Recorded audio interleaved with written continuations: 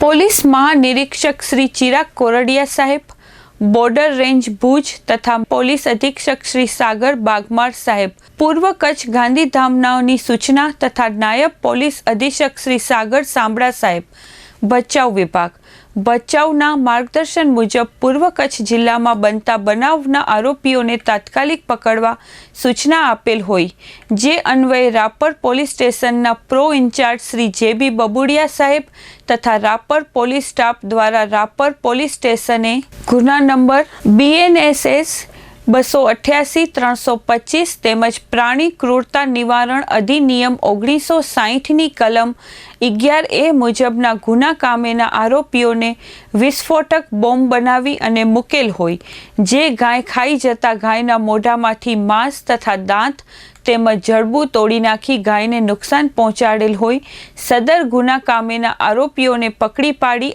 આગળની કાર્યવાહી કરેલ છે. પકડાયેલ આરોપીનું નામ તરસીભાઈ વીરાભાઈ કોલી પરમાર, ઉમ્ર વર્ષ 58, રહે દેવીસર વાંઢ, ખાણની બાજુમાં, ફતેગઢ, તાલુકો રાપર. કિશનભાઈ સવજીભાઈ વાઘરી, દેવી પૂજક, ઉમ્ર વર્ષ 60, રહે મૂળ વારાહી, તાલુકો સાંતલપુર, જિલ્લો પાટણ, હાલે રહે ખોડિયાલનગર રેલવે કોલોની પાસે, ગાંધીધામ. ઇન્સ્પેક્ટર શ્રી જે.બી. બબુડિયા તથા રાપર પોલીસ દ્વારા સાથે રહી કામગીરી કરેલ છે.